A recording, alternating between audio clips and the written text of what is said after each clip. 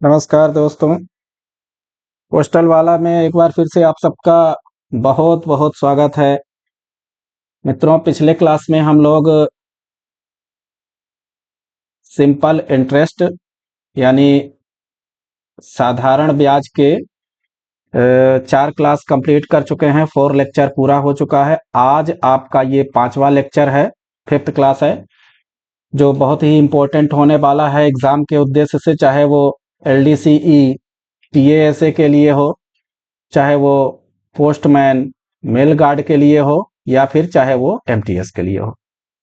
क्योंकि ये एक ऐसा टॉपिक है जिसमें 1 या 2 क्वेश्चन, ये मान के चलिए कि हर एग्जाम में, हर पेपर में रहता ही रहता है। और थोड़ा सिंपल भी है, उतना कठिन नहीं है। यदि आप मैथ को कठिन मानते होंगे तो ये चैप्टर आपको सिंपल लगेगा, है ना। सही से करेंगे, सही से पढ़ेंगे। नहीं पढ़ना है, अगर सही से नहीं करना है तो फिर भाई हर वो चैप्टर हो, चाहे 2+2 का ऐड ही क्यों ना हो, जोड़ ही क्यों ना हो, वो भी आपको कठिन लगेगा।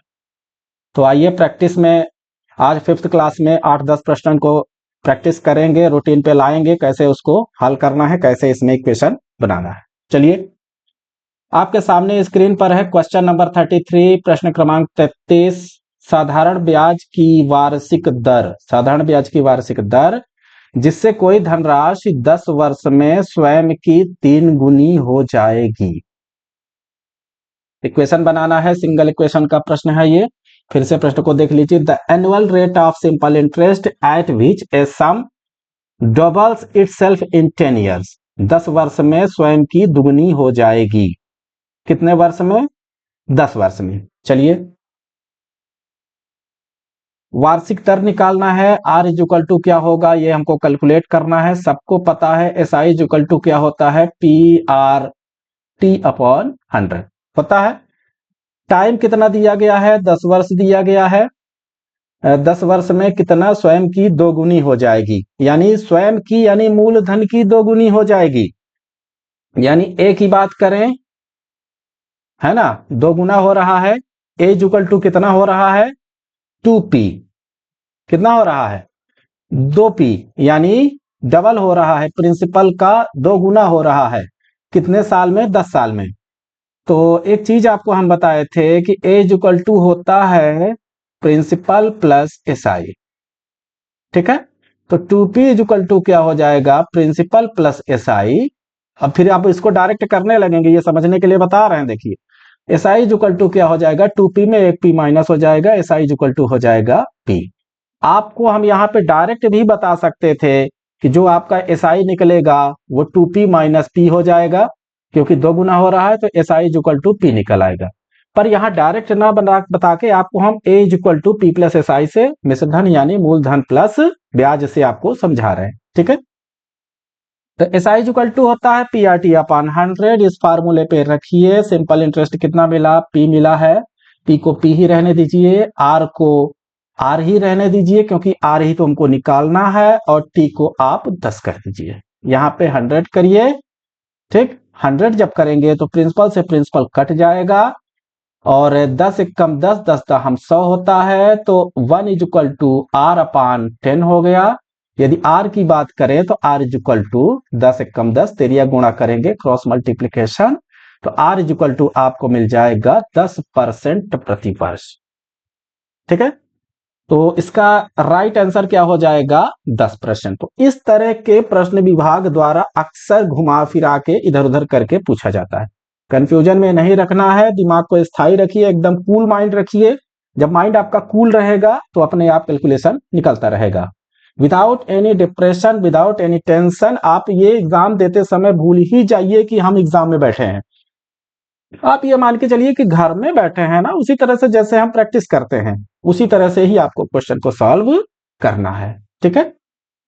प्रश्न क्रमांक 34 में आते हैं। यदि साधारण ब्याज पर कोई धनराशि, साधारण ब्याज पर कोई ऐसी धनराशि है जो 12 वर्ष में दुगनी हो जाती है, तो वार्षिक ब्याज की दर क्या होगी। अब ये 12 वर्ष में दुगनी हो रही है, उस बार क्या हो रहा था कि 10 वर्ष में दुगनी हो रही है। प्रश्न बिल्कुल सेम टू सेम है, एकदम उसी तरह से है। यहाँ पे क्या किया कि 10 वर्ष की जगह 12 वर्ष कर दिया। कुछ नहीं करना है, इक्वेशन हम आपको बता दे रहे हैं, दुगनी हो रही है, यानी एज इक्वल टू कितना हो जाएगा 2p minus sorry S I equal to कितना हो जाएगा 2p minus P, S I equal to हो जाएगा p क्योंकि दो गुना है। ठीक है, उसी तरह से लगाइए, एस आई इक्वल टू क्या होता है पी आर टी अपॉन 100, होता है कि नहीं होता, बताइए, अभी तो बताए हैं आपको। एस आई इक्वल टू क्या होता है पी आर टी अपॉन 100, यहां से कैलकुलेट करिए, एस आई कितना आया आपका p, तो p इक्वल टू क्या हो जाएगा p into R into 10 upon sorry 12, 10 तो उस बार था, है ना, तो यहां पे हो जाएगा ये 12, कितना मिला 12 अपॉन 100, 4 तिहाई 12, 25 चौको 100, p इक्वल टू 3/25 मिलेगा, सॉरी यहां पे मिला आपका, देखो p से ये p कैंसिल हो जाएगा, अब यहां पे बचेगा कितना,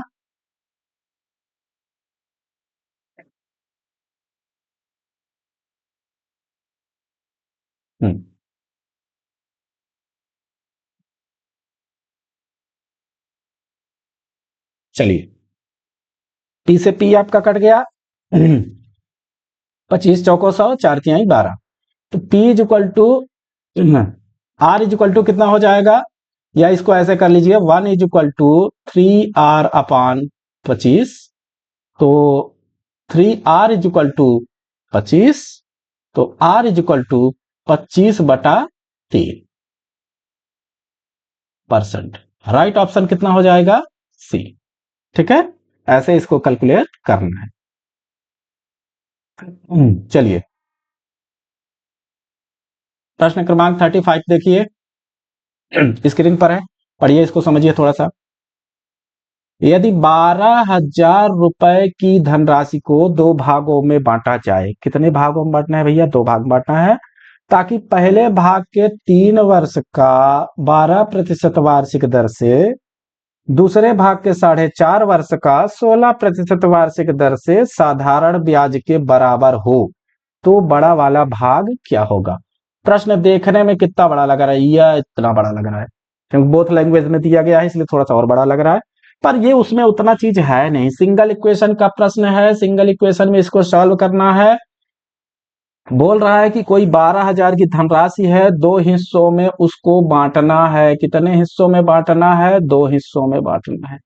ठीक है, दो हिस्सों में बांटने पर जो पहला भाग है, अब इसको कैसे करेंगे, दो हिस्सों में कैसे बांटेंगे, मान लीजिए कि पहला भाग आपका मूलधन 100 रुपए है, तो दूसरा भाग कितना हो जाएगा 12,000 माइनस x रुपए, होगा कि नहीं होगा पहले ये बताइए। सूत्र वही रहेगा, पी आर टी अपॉन 100 ही करना है, इसमें भी पी आर टी अपॉन 100 ही करना है। कंडीशन ये बताया गया है कि दोनों का जो ब्याज है वो बराबर है, एस आई दोनों का क्या हुआ इक्वल, यानी SI1 is equal to SI2। Clear है, PRT अपॉन 100 में रखिए, प्रिंसिपल पहले में कितना मिलेगा, x मान के चले हैं, तो x इंटू आर कितना है 12 वर्ष, सॉरी टाइम है 3 वर्ष, 12% 100 इज इक्वल टू, दूसरे में मूलधन कितना हो जाएगा 12,000 माइनस x करना है, कितने साल के लिए 4.5 साल के लिए, कितने प्रतिशत पे 16% पे, अपॉन 100 कर दीजिए। इन दोनों को सॉल्व कर लीजिए, आपका आंसर अपने आप आ जाएगा। पहले तो आप x निकालेंगे 100 से 100 ये कैंसिल हो जाएगा, होगा कि नहीं होगा ये बताइए, 4 तिहाई 12, 4 चौ 16, ठीक, कितना मिला,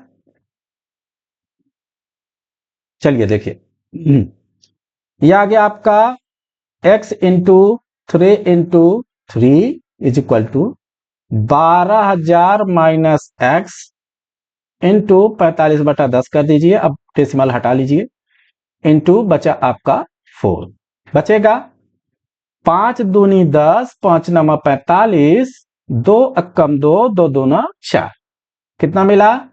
12,000 माइनस x इंटू 9 इंटू 2 मिलेगा इतना। 3 तिकाई 9, 3 तिकाई 9, 3 3 से काट दो, ये 9 से कट जाएगा। x is equal to 12,000 minus x गुणे 2 मल्टीप्लाई कर लीजिए। x इज इक्वल टू हो जाएगा 12 दूनी 24,000 माइनस 2x। एक x यहां पे है, इसको इधर ला लीजिए, लेफ्ट साइड में इसको शिफ्ट करिए। 3x इज इक्वल टू हो जाएगा 24,000। काटिए 3 से, 3 अठे 24। x इज इक्वल टू कितना मिल गया? 8,000। जब x इज इक्वल टू 8,000 मिल गया पहला भाग, तो दूसरा भाग कैसे निकालेंगे? 12,000 माइनस x, वैल्यू रख दीजिए, माइनस 8,000। कितना मिल गया? 4,000। मतलब कि पहला पार्ट आपका मिल गया 8,000 और दूसरा पार्ट आपका मिल गया 4,000। 12,000 तो था दोनों का मिला के। तो बड़ा वाला भाग कितना मिल गया आपको? 8,000 रुपए। यानी इसका राइट आंसर हो जाएगा डी। क्लियर है यहां तक? चलिए आगे बढ़िए।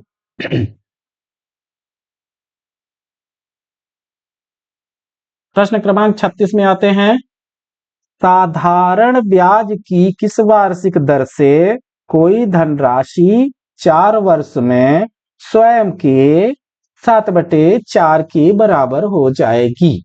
इसके पहले आज ही इसी क्लास में 2 प्रश्न हल करवाया जा चुका है। ठीक है, इसी तरह से 4 वर्ष में स्वयं के 7/4 के बराबर हो जाएगी। मतलब जो आपका मिश्र धन है वो मूलधन का 7/4 हो जाता है। मिश्र धन जो है वो मूलधन का 7/4 हो जाता है, यानी 7p/4 हो जाता है। ए इक्वल टू क्या होता है मेरे भाई? Principal plus SI. प्रिंसिपल कितना है? पी ही रहने दीजिए। एसआई कितना मिल गया? Sorry, 7p/4 plus SI. SI equal to कितना हो जाएगा? 7p minus upon 4 minus P कर दीजिए। 4p माइनस जाएगा, इसको जब कैलकुलेट करेंगे तो आ जाएगा 4 4 यहां पे रहेगा, 7p माइनस 3p, यानी सॉरी 4p, तो 3p/4 is equal to SI. लो, मिल गया। एसआई मिला कि नहीं मिला? आप डायरेक्ट माइनस करके भी कर सकते थे, 7p/4 माइनस पी कर देते, और नहीं, आपको यहाँ पे देखिए समझाने के लिए बताया गया है कि कैसे इसको धीरे धीरे आप आएगा, धीरे धीरे कैलकुलेट करेंगे तो आने लगेगा। एसआई इक्वल टू दूसरी चीज क्या होता है? PRT/100 होता है कि नहीं होता? बोलिए हाँ। 3p/4, क्योंकि अभी अभी तो एसआई निकाले हैं। p इंटू आर वही निकालना है। टी कितना है? 4 वर्ष, 100 कर दीजिए।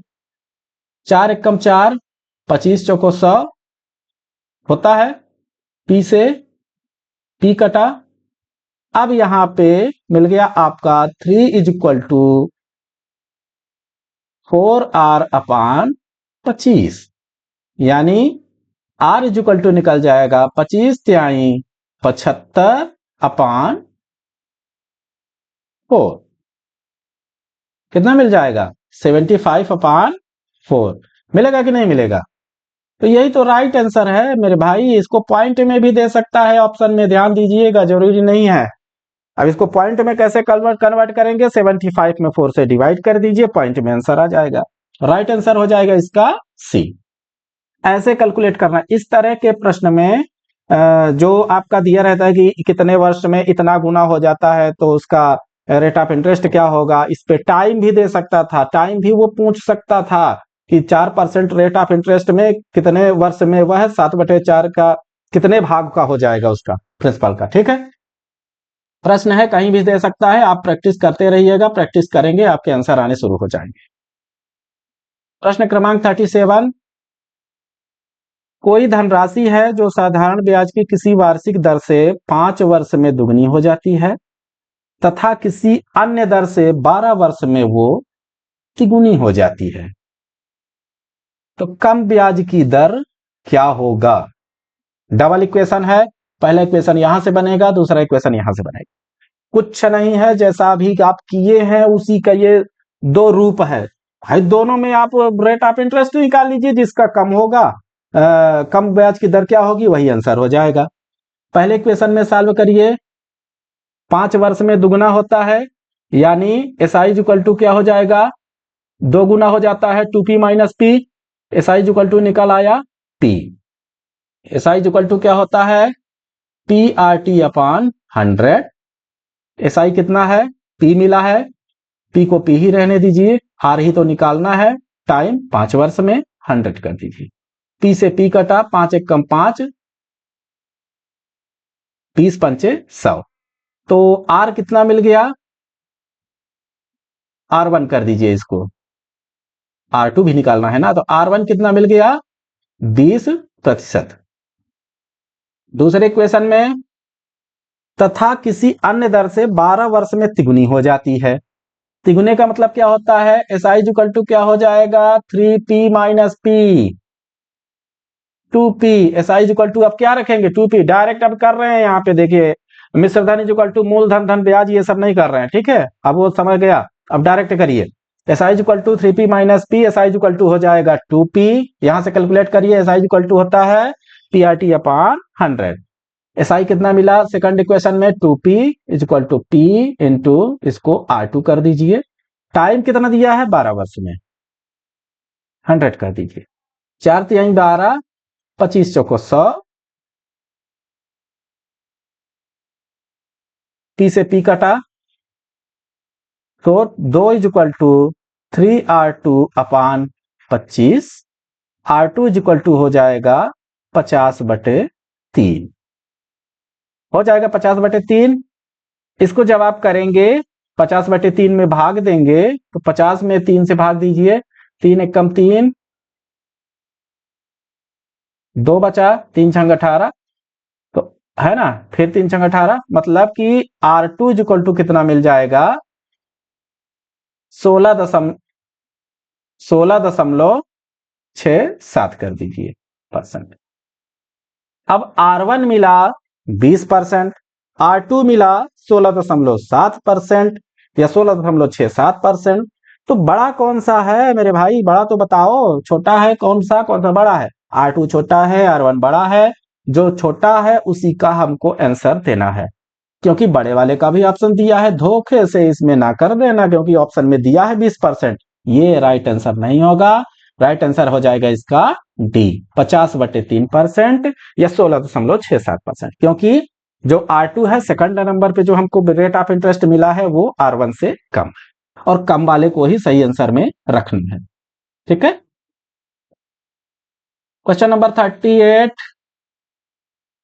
कम से कम कितने वर्षों में 2600 रुपए का वार्षिक ब्याज 20/3% की दर से साधारण ब्याज पूरे रुपये में होगा।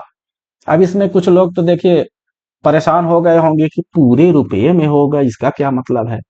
इसका भी कुछ मतलब है, इंग्लिश में पढ़ते हैं तो in what minimum number of years will the simple interest on 2600 at be in whole rupees. Whole rupees में बताना है कम से कम कितने वर्षों में 2600 रुपए का, यानी यहां पे पी कितना दिया है 2600, वार्षिक ब्याज की जो दर है वो रेट ऑफ इंटरेस्ट कितना है 20/3% है। अब इसका ब्याज निकालना है, ठीक है, कितने वर्षों में। चलिए, एस आई इक्वल टू होता है P R T upon 100, principal 2600, R 20 बटा इधर करिए 3, टी टी ही रहेगा, और ये हो जाएगा आपका 100, ठीक है। होगा इतना कि नहीं होगा। अब इसमें 2600 गुणे 20,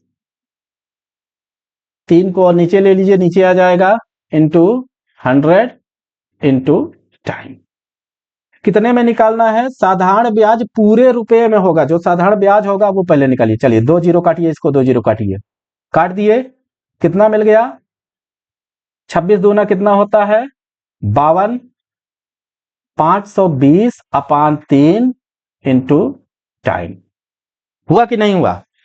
अब इतना अगर समझ में आ गया होगा कि एस आई इक्वल टू मिल गया आपको 520/3 गुणे टी मिला। तो ये पूछ रहा है कि साधारण ब्याज पूरे रुपये में होगा तो टाइम कितना होना चाहिए? तो टाइम अगर साधारण ब्याज पूरे रुपये का मतलब है कि चाहे वो 520 हो, है ना, दशमलव में नहीं आना चाहिए, डेसिमल में नहीं आना चाहिए। पूरे रुपये का मतलब ये हुआ कि डेसिमल में नहीं आना चाहिए ब्याज। ध्यान दीजिएगा, ब्याज डेसिमल में नहीं होना चाहिए। ब्याज डेसिमल में ना हो इसलिए इस इक्वेशन में अगर हम टी की जगह पे 3 रख देंगे तो कट जाएगा। 520/3 गुणे टी की जगह 3 कट गया, मतलब ब्याज मिल गया 520 रुपए। तो टी की जगह पे जो वैल्यू रखे हैं वही तो आपका राइट आंसर है, और क्या है? टी की जगह पे जो वैल्यू रख रहे हैं वही तो राइट आंसर है, और है क्या इसमें? ठीक है, डेसिमल में ना आए, पूरे रुपये में आए, इसीलिए टी की जगह पे जो इससे कटेगा डिनोमिनेटर से उसी को रखेंगे, तो 3 को रख देंगे तो आपका आंसर आ जाए। ठीक है, सोचने वाली बात थी, बाकी इसमें था कुछ ऐसा नहीं। क्वेश्चन नंबर 39, किसी राशि पर साधारण ब्याज मूलधन का 1/4 है। साधारण ब्याज जो है एसआई मूलधन का पी का 1/4 है, तो एसआई इक्वल टू p/4 हो गया, हो जाएगा। और वर्षों की संख्या प्रतिशत दर के बराबर है, यानी t इक्वल टू r है। वाह, क्या बात है, t इक्वल टू r है, एसआई इक्वल टू p/4 है, तो प्रतिशत दर क्या है ना? तो प्रतिशत दर के लिए क्या करते हैं कि एसआई इक्वल टू क्या होता है? p/100 होता है, सबको पता है। एसआई क्या है? p/4 है। p इंटू प्रतिशत दर निकालना है, आर निकालना है, तो टी की जगह पे भी आर रख लीजिए। अपॉन कितना होता है? 100। पी से पी काटिए, काट दिया। 4 से काटिए, 4 दूनी 8, 25 चौको 100, यानी 1 इज इक्वल टू r² / 100। ठीक है, तो r² इज इक्वल टू हो जाएगा 100, रूट निकाल लीजिए, r इज इक्वल टू हो जाएगा 10%। ठीक है, राइट आंसर क्या हो जाएगा इसका? एक सेकंड, एक सेकंड, अरे 25 आया था ना ये मेरे भाई, 25 था, ये तो कट गया था ना, तो 25 आ गया था, ये भी 25 होगा। तो आर 25 का क्या वर्गमूल होता है? 5 होता है। यहाँ पे आपका हो जाएगा 5, राइट आंसर हो जाएगा बी। देखिए, आपको भी ऐसे छोटे छोटे चीजों को ध्यान में रखना है, नहीं तो आपका भी आंसर 10 रहेगा जरूर। देखिए, हमारा गलत किए नहीं थे, है ना, कैलकुलेशन आपका गलत नहीं था, बस थोड़ा सा जल्दबाजी में ऐसे ही यदि कर देंगे तो गलत हो जाएगा, क्योंकि यहाँ पे 25 आया था, 25 को यहाँ पे 25 रखिए, r² equal to 25, r equal to हो जाएगा 5%। ठीक है, तो राइट आंसर हो जाएगा इसका बी। देखिए, ऑप्शन 10 वाला दिया है, बहुत होशियार है वो। चलिए नेक्स्ट करते हैं, प्रश्न क्रमांक 40। प्रश्न क्रमांक 40 में दिया गया है कि 4 वर्षों का साधारण ब्याज मूलधन का 1/4 है। देखिए, मैथ प्रैक्टिस पे डिपेंड करती है, प्रैक्टिस करिएगा।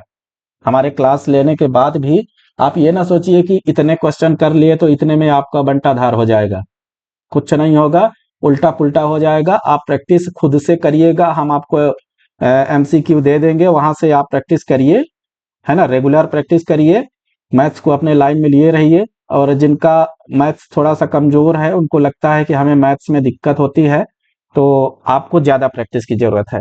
ठीक है, 40 नंबर प्रश्न में आइए।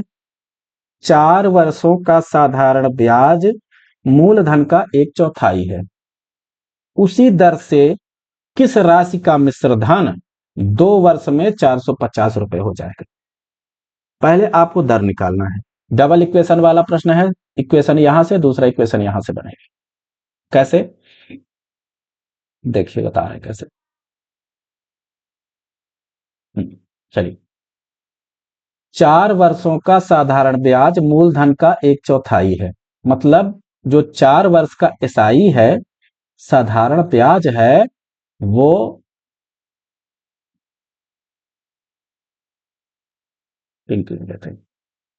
जो एसआई है वो मूलधन का 1/4 है।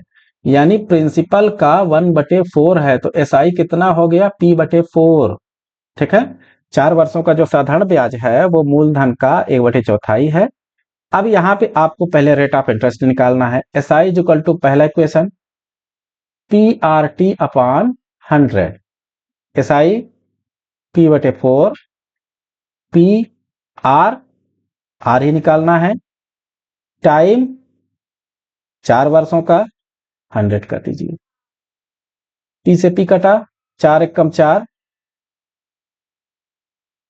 25 चौको 100। आर इज इक्वल टू कितना मिला? 25/4 मिला कि नहीं मिला? आर इज इक्वल टू कितना मिल गया? 25/4। अब यहां पे क्या बोला गया है? जो दूसरा इक्वेशन आपका बनेगा, उसी दर से किस राशि का मिश्रधन 2 वर्ष में 450 रुपए हो जाएगा? मिश्रधन यानी अमाउंट, उसी दर से किस राशि का मिश्रधन, यानी हमको मूलधन निकालना है ना? 2 वर्ष में 450 रुपए हो जाएगा। चलिए, पहले तो ब्याज निकालिए। पहला इक्वेशन समझ में आ गया ना? रेट ऑफ इंटरेस्ट आपका निकल आया। उसी दर से किस राशि का मिश्रधन यानी मूलधन निकालना है, जो 2 वर्ष में 450 रुपए होगा। मिश्रधन इज इक्वल टू क्या होता है? मिश्रधन बराबर होता है मूलधन धन ब्याज। होता है कि नहीं होता? यहां पे मिश्रधन कितना है? 450 बराबर मूलधन P प्लस एसआई। ठीक है। अब यहां से आपका मूलधन निकल आएगा। एसआई इज इक्वल टू क्या होता है? PRT/100 होता है। तो 450 is equal to P plus PRT, P into R, 25/4 अभी निकाले हैं, टाइम 2 वर्ष में अपॉन 100। ये क्वेश्चन सॉल्व कर लीजिए, बन जाएगा। चलिए आगे बढ़िए, थोड़ा सा इसको कैलकुलेट ही कर देते हैं, परेशान हो जाएंगे आप लोग। 450 is equal to P plus P into 25 into 2, 4 को नीचे ला लीजिए, 25 एकम 25, 25 चौको 100, 2 एकम 2, 2 दूनी 4 हुआ। कितना मिल गया? ये P प्लस P/, 4 दूनी 8। इसको सॉल्व करेंगे, 8 एकम 8, एक 9P/8। 450 इज इक्वल टू हो जाएगा 9P/8। इसको 8 करिए, इसको 9 करिए, 50 आ गया। 8 5 40, 400। P इज इक्वल टू कितना मिल गया? 400 रुपए। देखिए, ठीक है। ऐसे इसको कैलकुलेट करना है। आपको फार्मूला जो दिया गया है उस पे खोजना है कि किसमें हमको फॉर्मूले पे कौन सा वैल्यू दिया है, कौन से वैल्यू को रखना है। यहाँ पे मिश्रधन इक्वल टू मूलधन धन ब्याज पे रख दिए, अपने आप आंसर आ गया, है ना? तो शॉर्ट ट्रिक में आप ऑप्शन से भी कर सकते हैं, पर अभी आपको लॉन्ग कट ही जाना है, शॉर्टकट नहीं जाना है। शॉर्टकट जब बनने लगेगा तो खूब इस्तेमाल कर लीजिएगा। ठीक है। आज के क्लास में एक और प्रश्न हम सॉल्व करना चाहते हैं, आपको देखिएगा, ये आपकी स्क्रीन पर है, बहुत ही इंपॉर्टेंट है। क्योंकि देखिए जो विभाग का पैटर्न है ना वो सेम एज ऐसे ही है, ऐसे ही प्रश्न आप देखिए पुराने पेपर उठा के देखिएगा, उसमें साफ साफ लिखा हुआ है, सब प्रश्न ऐसे ही पूछे गए हैं। क्वेश्चन नंबर 41, कितने वर्ष में कोई राशि 10% वार्षिक साधारण ब्याज की दर से अपने से 3 गुनी हो जाएगी? है ना? अब आपको क्या निकालना है? टाइम। अभी तक क्या निकालते थे? रेट। अब निकालना है हमको टाइम। चलिए, क्या दिया है? कितने वर्ष में कोई राशि 10% वार्षिक साधारण ब्याज की दर से अपने से 3 गुनी हो जाएगी? अपने से 3 गुनी हो जाएगी, इसका मतलब ये हुआ कि S I is equal to क्या हो जाएगा? T3P-P। S I is equal to आ जाएगा 2P। फार्मूला पता है, सबको पता है। S I is equal to होता है PRT/100। होता है कि नहीं होता? ये भी भूल गए। रखिए, वैल्यू रखिए। एस आई आपका है 2P equal to P into rate of interest. इस बार दिया है, पहले टाइम दिया रहता था। टाइम निकालना है, 100 करिए, एक जीरो कटा, ये P कटा, P कटा, एक जीरो यहां से काट दीजिए। तो टाइम इज इक्वल टू हो जाएगा 10 दूना 20, 20 वर्ष। कभी आपको रेट ऑफ इंटरेस्ट बोल देगा, कभी आपको टाइम बोल देगा, अपने को तो आंसर निकालना है, कुछ भी बोले। ठीक है, ये हो गया आपका राइट आंसर बी। इस तरह से इस तरह के प्रश्न को कैलकुलेट करके आपको सही रास्ते पे सही आंसर निकालना है। आराम से, बड़े ध्यान से मैथ को पढ़ा करिए। मैथ के क्वेश्चन को एक बार ना समझ में आए तो आपको 2 बार पढ़िए, उसको 3 बार पढ़िए। जब बार बार पढ़ेंगे ना, तभी आप तरीका आपको दिमाग में आने लगेगा। ठीक है, ये सब बाद में क्या होता है कि अभी थोड़ा सा टाइम लग रहा है, बाद में आप शॉर्टकट अपने आप ही निकाल लेंगे। अभी लेंदी कैलकुलेशन करना पड़ता है, क्योंकि एक एक चीज आपको बताना पड़ता है। बाद में आप खुद जब अपने से करेंगे तो आपको किसी को बताने की जरूरत नहीं है, आप खुद ही अपना कैलकुलेशन सिंपल कर लेंगे। ठीक है, तो चलिए, इसको अभ्यास में रखिएगा, प्रैक्टिस में रखिए, और बाकी के क्वेश्चन को भी प्रैक्टिस करते रहिए, है ना। और अभी तक यदि आप हमारे चैनल को सब्सक्राइब नहीं किए तो सब्सक्राइब कर लीजिए, और क्लास अच्छा लगे तो कम से कम बेल आइकन प्रेस करिए और थंब को इम्प्रेस करिए, है ना। उससे क्या है कि हम लोगों का भी थोड़ा सा मोटिवेशन होता है, हम लोगों को भी लगता है कि आप लोगों के लिए कुछ करना चाहिए। ठीक है, तो चलिए, नेक्स्ट क्लास में नए प्रश्न नए तरीके के साथ एक बार और आएंगे। सिंपल इंटरेस्ट का, साधारण ब्याज का वो लास्ट लेक्चर होगा। आपको 6 लेक्चर में सिंपल इंटरेस्ट बहुत अच्छी तरह से बताया जाएगा, और पूरे एक भी क्वेश्चन को जंप नहीं करना है। यदि आप ये 50 क्वेश्चन अच्छे से समझ लिए, कर लिए, तो आपका सिलेक्शन होने से कोई नहीं रोक सकता। मैथ्स में आपको 100 पे 100 आपको लाना ही है। ठीक है, तब तक के लिए बहुत बहुत धन्यवाद। नमस्कार।